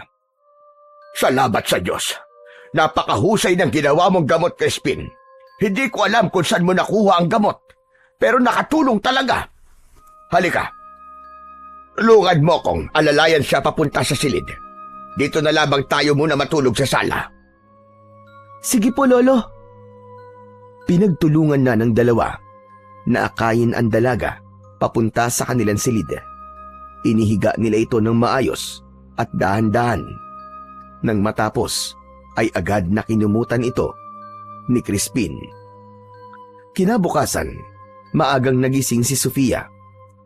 Halos 4:00 pa lang ng madaling araw, tahimik siyang bumangon at dahan-dahang naglakad. Iniiwasang makalika ng ingay na maaaring makagising sa mga natutulog sa sala. Lumabas siya at naupo sa balkonay, saka malalim na lumanghap ng sariwang hangin ng umaga. Ngunit ilang sandali lang ang nakalipas, bigla niyang naramdaman na parabang may nakamasid sa kanya. Kinilabutan siya. Mabilis niyang iginala ang paningin sa paligid, pero wala naman siyang makita. Pinilit niyang pakalmahin ang sarili. Iniisip na baka guni-guni lamang yon.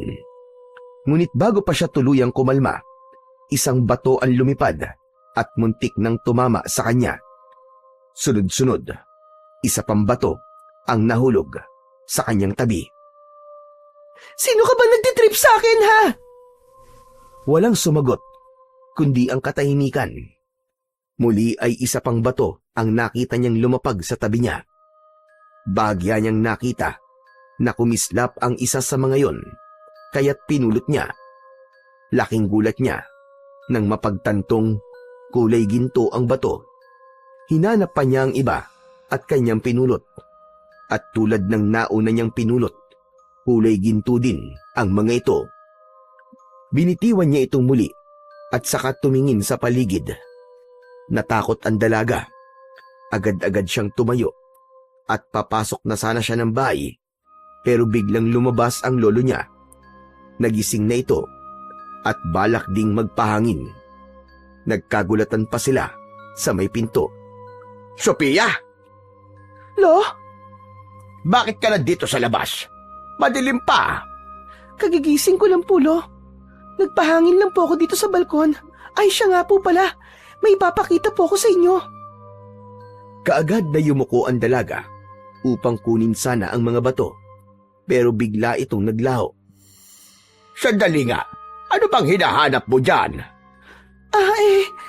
Wala na po pala. Ano ka mo? Nataranta si Sofia. Naisip niyang wag na lang sabihin sa matanda ang tungkol sa bato, dahil siguradong mag-aalala na naman ang matanda. Kaya naman, iniba niya ang usapan.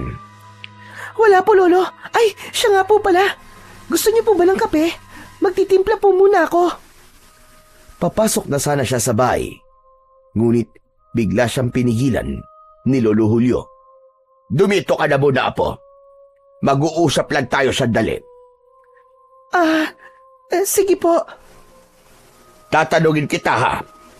At wag kang magsisinungaling sa akin. Sige po. Ano po bang itatanong niyo? Batid mo ba kung ano ang nangyari kagabi? Bagyang tumango ang dalaga. Bakit, Sophia? Bakit ka nagkaganon? Ilang araw ko na din po nararamdaman na parang may kakaiba po sa akin, Lo. Tuwing sumasapit po ang gabi, parang natatakam po ako sa sariwang karne. Tapos, palagi po ako naglalaway ng malapot. Kaya mo ba naisipang umuwi muna dito? Opo, Lo. Nagpaalam po ako kina Madam para umuwi po dito at tumingi po ng tulong sa inyo. Hindi ko lang po kagad nasabi kahapon kasi may sakit pa po si Crispin eh. Bakit ka nagkaganyan? Hindi po ako sigurado. Pero may taong galit na galit po sa akin.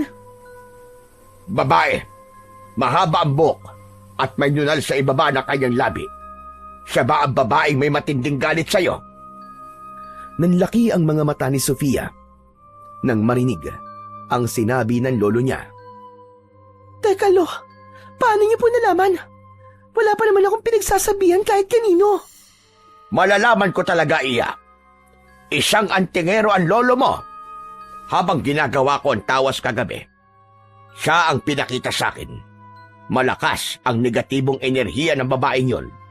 Siya ang nagbigay sa'yo ng sumpa. Naipakain niya ito sa'yo.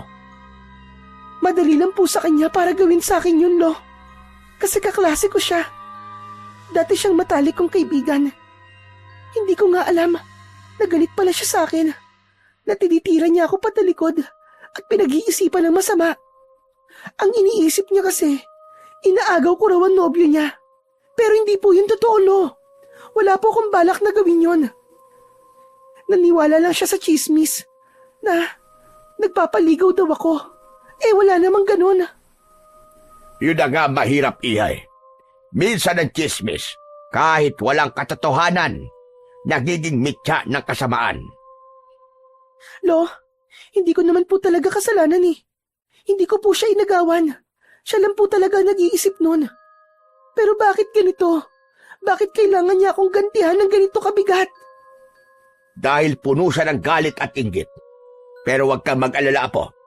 Ngayong nandito ka, hindi ka na magagalaw ng babaeng yon.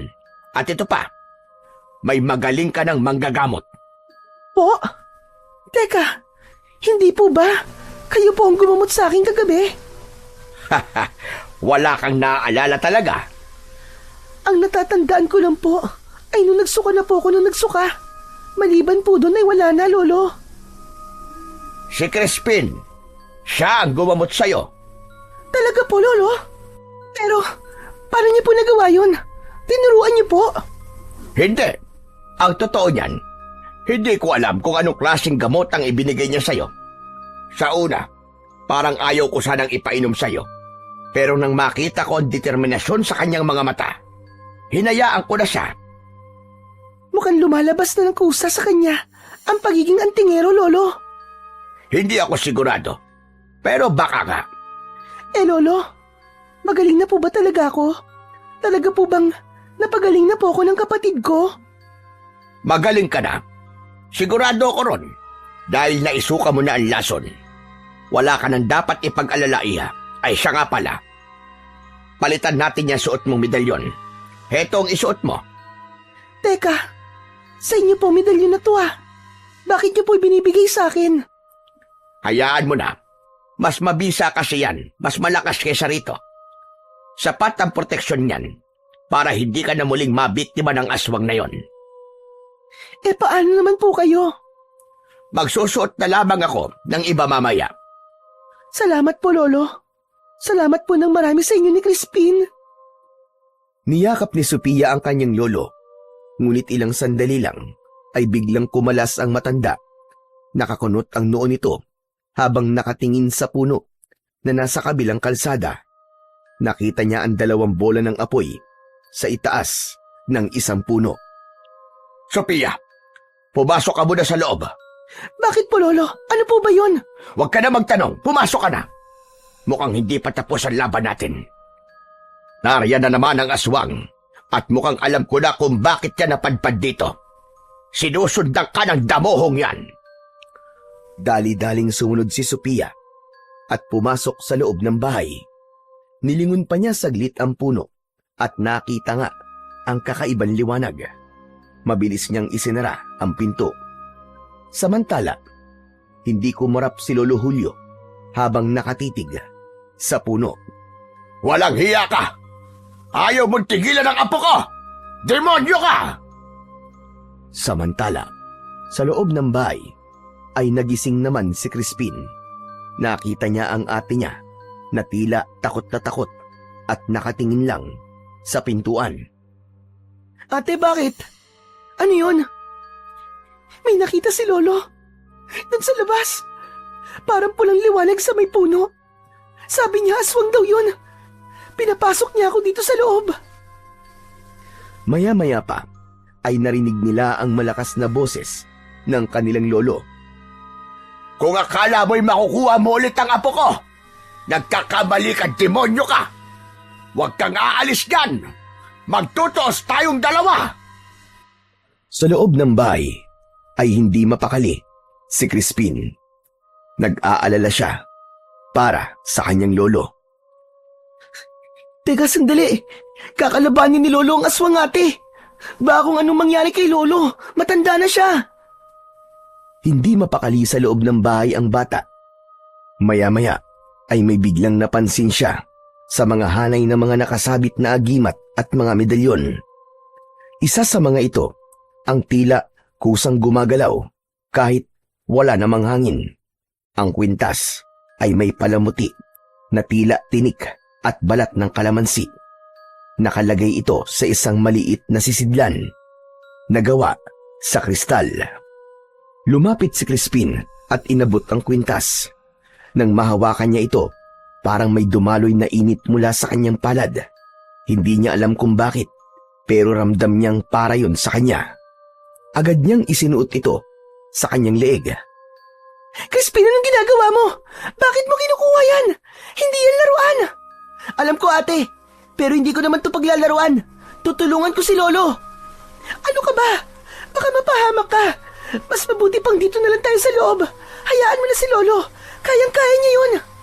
Ate, hindi pwede. Ano ka ba, Crispin? Antingero si Lolo. Dati siyang tagapuksa ng mga aswang. Isang manunugis. Pero ate, dati pa yon. Hindi na po bata si Lolo. Baka hindi niya nakayaning mag-isa. Crispin, makinig ka. Huwag ka matigas ang ulo. Huwag ka na makialam. Baka mas lalo mapahamak si Lolo kapag nagpunta ka doon. Ikaw ang aalalahanin niya. Hindi ako mananahimik lang dito, ate. Nagulat si Sofia sa ipinapakitang tapang ng kanyang kapatid.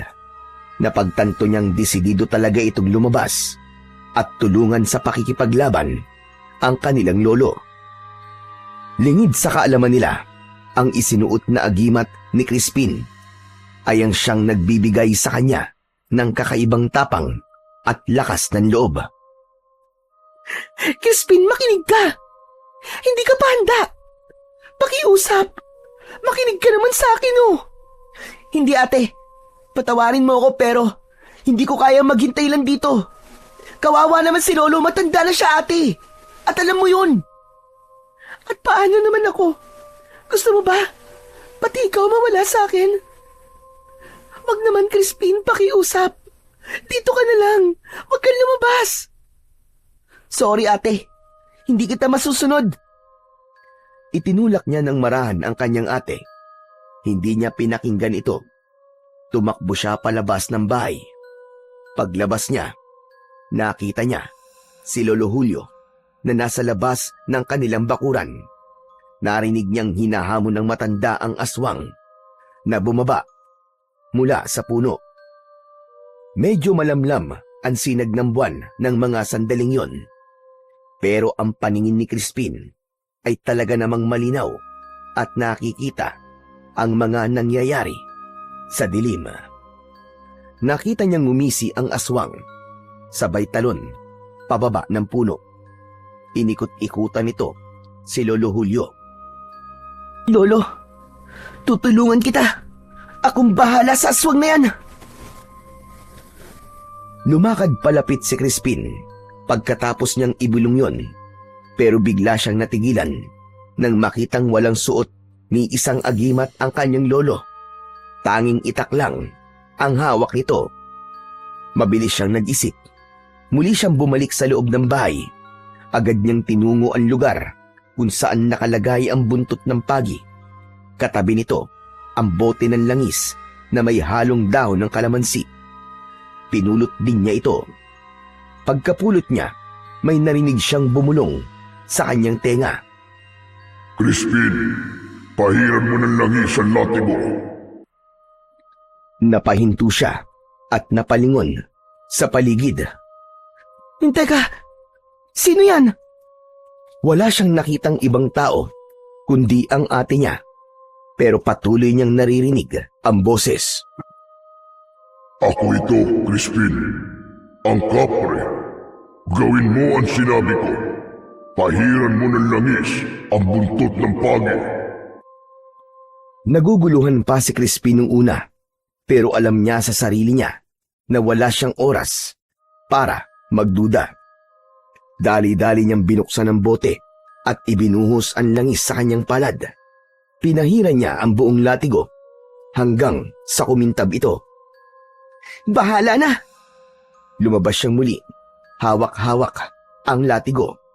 Sa labas ng bakuran, naroon pa rin ang kanyang Lolo Julio, nakaharap sa aswang.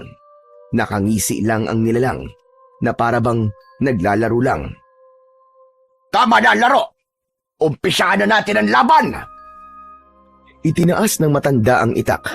Biglang sumugod ang aswang. Mabilis na parang kidlat. Agad na nasugatan sa kanyang braso ang matanda. Agad namang tumakbo si Crispin upang sumaklolo. Lo! Wala kang suot na agimat! Ako na lang! Ako na lang ang makikipaglaban sa kanya! Nagpakawala ng malakas na tawa ang aswang. Agad niyang nilait ang dalawa. Wala namang pwedeng lumaban sa akin. Kung hindi isang matandang hukluban, ay isa namang batang paslit na uhugin. Tumahimik ka! Hindi ako uhugin! Huwag mo akong insultuin! Ano ngayon kung gusto kitang insultuin? Isa akong malakas at makapangyarihang aswang. Kaya kapag sinabi kong uhugin ka, uhugin ka. At ibig sabihin nun ay wala kang kwenta. Hindi mo ako kaya. Bago mo ako punahin, unahin mo munang punahin yung laway mo, kadiri ka! Ang tanda-tanda mo na, tumutulo pa ang laway mo! Ano ka mo? Ita sa mukha ng aswang ang pagkapikon sa sinabi ng bata. Mabilis itong umatake kay Crispin, pero bago pa man siya makalapit at saktan ang bata, biglang humarang ang isang malaking nilalang. Hinawakan nito ang aswang at itinulak ng malakas. Kitang-kita ni Crispin ang pagtulong sa kanya ng kapre. Ngunit si Lolo Julio, walang ideya kung ano ang nangyayari. Sumadsad sa lupa ang aswang. Hindi makapaniwala sa nangyari. Hindi rin ito nakikita ang kapre. Inakala niyang may malakas na kapangyarihan ang bata. Hindi ito maaari. Ano ka? Anong dala mo? Bakit ang lakas mo? Hindi mo inaasahan yun, ano? Ano ka ngayon? Malakas ang apo ko!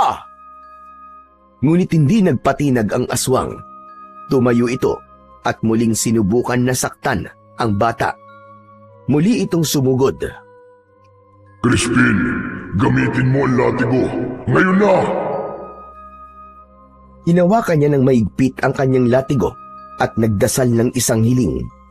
Mabilis ang aswang, pero mas mabilis ang kanyang agimat. Naramdaman niyang kusang gumalaw ang kanyang mga kamay. At kasabay ng pag-init ng agimat na suot niya sa kanyang leeg, iwinasiwas niya ang buntot pagi. Sunod-sunod na hinagupit niya ang kalaban. Ang bawat tama ng buntot ng pagi ay parang apoy na tumatama sa balat ng aswang. Walang nagawa ito kundi ang magsisisigaw sa sakit. Tama na! Ayoko na! Tigilan mo yan! Tumigil sa pag-atake si Crispin. Tumingin siya sa kanyang lolo. Crispin na po! Ngayon na! Tapusin na natin ito! Nakapwesto na si Lolo Julio. Agad namang tumabi si Crispin. Nakaharap ang maglolo sa malawak na bakuran, samantalang nakatalikod naman ang aswang sa kanila. Gawin mo na, Crispin! Huwag ka na mag-alinlangan! Gawin mo ang nararapat!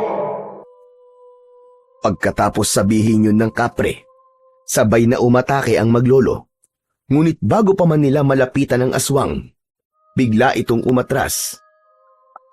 Ang isang paa ng aswang tumapak na sa loob ng kanilang bakuran at tulad ng ibang nilalang ng dilim, tila ito napaso.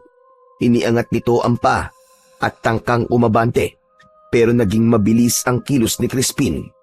Pumikit siya at mabilis na itinulak niya ang dalawang kamay sa hangin. Kasabay nito, biglang tumilapon ang aswang. Tila may malakas na puwersang bumuhat dito at itinapon siya sa ilalim ng pinakamatandang puno ng kalamansi. Nanlaki ang mga mata ni Lolo Julio sa kanyang nakita. Diyos ko, apo! Paano mong nagawa yon? Hindi alam ng matanda na ang kapre pala ang siyang tumulong. Binuhat nito ang aswang at walang kahirap-hirap na ibinalibag ito. Pagbagsak ng aswang sa lupa, biglang tila nagningning ang puno ng kalamansi. Gumalaw din ito kahit wala namang malakas na hangin. Ang mga sanga nito ay biglang humaba na parabang may sariling buhay. Hinampas ang aswang at binalot ang katawan. Narinig nila ang sunod-sunod na sigaw hanggang sa tuluyan itong nanahimik. Binitiwan ng mga sanga na yon ang katawan at iniwang punong-puno ng tinik. Maya-maya pa, ang katawan ay biglang kinain ng naglalagablab na apoy hanggang sa ito ay tuluyan ng naging abo. Pumasok na ang dalawa at dumiretso sila sa balkon. Naupo sila, habol parehas ang kanilang mga hininga. Lumabas si Sofia. Ano nangyari? Tapos na po ba? Oo, ate. Di ka na magagalaw ng aswang na yon. Wala na siya. Umalis na. Pinatay na siya ni Crispin, Apo. Ano? Nagawa mo yun, Crispin? Talaga? Paano? Ako man ay nagtataka. Paano mo nga ba nagawa yung Crispin? Biglang napatingin ang matanda sa suot na kwintas ng kanyang apo. Suot mo ang agimat ng aking tatay. Ang agimat ng tinik at balat ng kalamansi. Paano mo napagana yan? Sa totoo lang po, hindi ko rin po alam, Lolo. Pero kasi kanina, bago po ako lumabas para tulungan kayo, nakita ko po itong gumagalaw kaya kinuha ko po at isinuot. Sorry po kung ginamit ko to nang walang paintulot nyo. Wala kang dapat na ihingi ng sorry, Apo. Ngayon ay napagtanto ko na mukhang ikaw yata ang pinili para muling magtangan ng unang agimat ni tatay. Ito po ang unang agimat ng tatay nyo? Oo, ang agimat na yan ay galing dyan sa pinakamatandang puno. Ang kwento sa akin noon ni tatay ay ibinigay sa kanya yan ng isang makapangyarihang kapre na naging kaibigan niya. Kapre po? Oo, bakit? Hindi ho kaya yun yung kapre na tumutulong sa akin? Ano ka mo? May tumutulong sa iyo kapre. Ang mataba ng kapre na yan kulay ginto. Opo, siya po yung nagtuturo sa akin kung ano ang dapat kong gawin. Siya din po yung nagbalibag dun sa aswang, papunta po dyan sa puno. Ganon. Akala ko talaga ikaw ang may gawa nun. Hindi po, Lolo. Siya po talagang may gawa nun. Kung ganon, hindi ako nagkakamali. Ikaw nga ang pinili. Dahil ang kapre na yon, ang gabay ng agimat na suot mo. Tulad mo, kwento sa akin ng tatay ko na ginabayan din siya ng isang kapre. Ito ang palagi niyang kasama kapag nakikipaglaban siya sa anumang nilalang ng dilema. Kung ganun, totoo po ang sinasabi niya, na isa nga siyang kaibigan at hindi ko dapat siya katakutan. Maya-maya pa, biglang napatingin ang bata sa sahig ng balkonahe at nakita ang 3 piraso ng ginto. Pinulot niya ito at iniabot sa kanyang ate. Ate, para sa'yo daw to. Regalo niya sa'yo. Ano? Para sa akin? Bakit? Sandali lang po, tatanungin ko. Tumingin sa gilid si Crispin at nagsalita. Tila may kinakausap na hindi nila nakikita. Ate, mabait ka daw po kasi at maganda. Ay nako, ibalik mo na yan. Hindi ko gusto na magkaroon ako ng apong kapre. Sabihin mo yan sa kanya. Si Lolo naman na nagbibiro lang po ako. Regalo lang daw po talaga to. Kasi mabait daw po siya at masipag. Alam daw po niya na balang araw ay makakatulong daw po siya ng malaki sa ating pamilya. O siya. Kung ganon, tanggapin na natin ang biyaya. Tama. Sige, akin na yan. At sabihin mo nga pala sa kanya. Maraming salamat. Ngumiti si Sofia at niyakap si Crispin. Tara na sa loob. Magkape muna tayo. Magkasabay silang naglakad, papasok. Ngunit bago tuluyang makatawid sa pintuan, napahinto si Crispin at napatingin sa silangan. Nakita niyang unti-unti nang sumisikat ang araw. Simbolo ito ng bagong pag-asa at pagtatapos ng dilim na pinagdaanan nila, lalo na ni Sofia, sa kamay ng aswang. Ngumiti siya bahagyang itinapat ang agimat sa sinag ng araw at bumulong sa sarili. Simula ngayon, gagawin ko ang lahat para maging karapat-dapat sa agimat na to. Marami pa akong dapat na matutunan. Pero salamat. Salamat sa pagtitiwala. Pagkatapos niyang sabihin yon, nakita niyang ang mga dahon ng kalamansi ay gumalaw at tila kumakaway pa sa kanya. Mula noon, nagbago na ang kanilang buhay. Si Crispin ay nagpatuloy sa pag-aaral ng mga orasyon at sa paggamit ng agimat kasama ang kanyang lolo.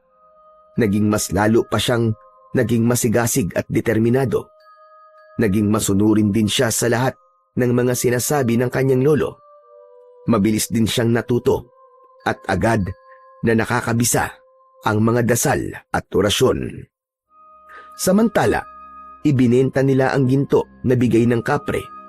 Ang perang ito ay inilaan nila sa pag-aaral ni Sofia at ni Crispin. Bagamat may pera na, ay hindi nito iniwan ang mga amo. Bumalik ito doon at ipinagpatuloy pa rin ang pagtatrabaho at pag-aaral. Sa paglipas ng panahon, natupad ni Sofia ang pangarap niyang makapagtapos ng pag-aaral. Nakahanap siya ng maayos na trabaho at unti-unting naiahon ang kanilang pamilya sa hirap. Samantala si Crispin ay hindi lumaking karaniwang binatilyo lang. Tinuruan siya ng kanyang lolo ng lahat ng kaalaman tungkol sa pagiging isang antingero. Ngunit hindi doon nagtapos ang kanyang pag-aaral. Pinili niyang matuto pa ng dagdag na kaalaman. Pinag-aralan din niya ang paggamit ng mga halamang gamot at kung paano gawin ang tradisyonal na paraan ng panggagamot. Dahil dito, nakilala si Crispin bilang taong handang tumulong sa sinumang nangangailangan at naging sandigan ng buong baryo laban sa kasamaan.